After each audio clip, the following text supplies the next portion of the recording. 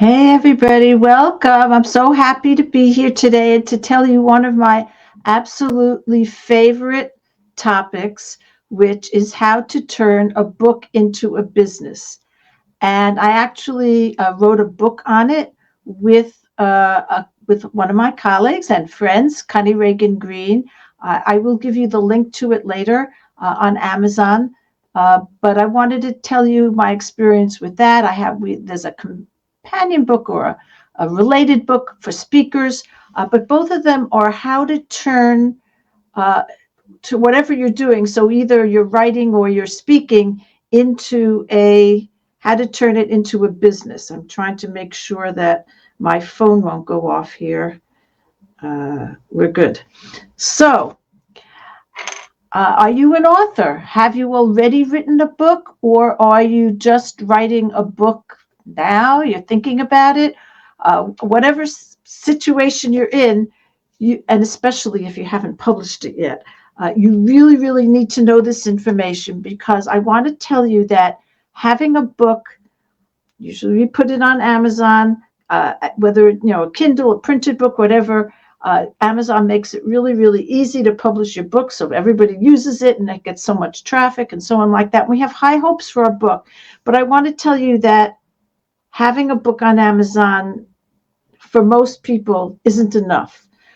So what does that mean? Well, first of all, even though there's a lot of traffic there are also a lot of books there, millions and millions of books. So in order to get found, you have to promote the book. You need to find partners, find other people to promote your book. Ideally, you get a big splash on the first day, but you know, people do that so they can say that they're a bestseller and it really means they're a bestseller for one day. Then that's not going to turn it into a business. It's not enough to turn your book into a business. So you do need to get people to notice the book. And so you should do ongoing promotions over and over again. So this book that I was just telling you about for authors, we're just doing a promotion of making it free. There's a way you can make it free for 5 days every 6 months. I think so. Yeah, every 6 months. Anyway, and so you do that, and then you promote it, and both me and Connie were promoting that. So you do that, even though objectively it's ridiculous that people won't buy your book at $2.95 when they will pick it up. It just shows you, how much value there is in free. But so you need to bring people to your book. You need to promote it. But the main thing that you need to do is you need to get those people who pick up your book onto your email list, because that's where you can email them and suggest your products and your services. And that's how you turn it into a business. So you turn your book into a business by having a whole back end system that captures emails of the people who read the book and then sends them emails at some point offering them, creating a relationship with them. You don't need to sell them right away, but creating a relationship with them so they know, like, and trust you. They've read your book, they know who you are, and then offering them something for sale, because that's what a business is. A business means that you're selling something. So, and I kind of emphasize that. It sounds really obvious, but there are a lot of people who feel like, oh, I just want to get my knowledge out there. I just want to help. But they can't sustain it because they need to make some money at the same time. It is sometimes a little bit of a leap that people have to make. So I'm going to give you some tricks and what to do with your book. And then I'm going to give you the system the back end system as well. So the first thing you need to do is you need to have a link to a page where people can sign up for your free offer, at least on the back of the book, and maybe even on the front of the book. Now, that URL can't be that long. So you either are going to want to put that opt-in page on your home page, or you're going to have a simple thing that just says, slash offer slash free, or whatever the name of the book is, like slash 7 strategies, something like that. Something that people can easily remember. Remember that if people get the paperback of your book, that means they're really interested in you. They've paid a little bit more money to get that physical copy of the book. I don't have one right here in front of me, but the physical copy of the book. Let me go get one. So I will be right back. Here is the author's book that I was just talking to you about, right over here. So if they actually go and buy the physical copy of your book, they're really interested in you, but they can't click on the links. So that's a big problem of it. So you need to have a really simple URL that people can easily type in. So the next, and I recommend, we actually don't have links on the back cover, but I recommend it. But right in here on page Roman numeral 2, we have links to, links here. I don't know if you can see this very well, but it says Ellen Finkelstein, there we go, ChangeTheWorldMarketing.com, and Connie Reagan Green, ConnieReaganGreen.com. So right there, people can go immediately and sign up. And then we have something else. So we have a special offer. It says, download a full module from our popular course. It's called Online Writing Profits /sample. So my first tip about this is my first tip is to, have a link. But the second tip is that it should be relevant to the book. So this is for authors. So what we're offering is something called Online Writing Profits. Very relevant, right? And we could have said a little bit more. But the third tip is to have this right at the front of the book, this special offer. So, and the reason for that is that Amazon has a feature called Look Inside, and it lets you look at the first few pages up to and including at least the table of contents. So I think you can see that the offer is right in front of the table of contents. Do you see that? And so that'll be included. People will be able to see it. So even people who don't buy your book can then download that and get on your list. So that was just one thing I wanted to tell you about. A few things I wanted to tell you about little tricks. The other thing is that you should have that offer several times throughout the book. Certainly it should be near the end of the book. Let's see if we have this at the end of the book. Here, yeah. So we each have, first of all, yeah. So here, right near the end of the book, we have the offer again over here, like that. And then we have, links to our websites as well, again. So you really want to push people to connect with you. You want to get them on your email list. So let me know if you have any questions about that, and I will answer them. But it's just, it should be a great offer. It should be highly relevant, and you should do it several times, and it should be on at least the back cover, and it should be in the first few pages before the table of contents so people can see it with the Look Inside feature of Amazon. Okay, so, and by the way, I have seen people who just don't do that at all, and it's just really a shame.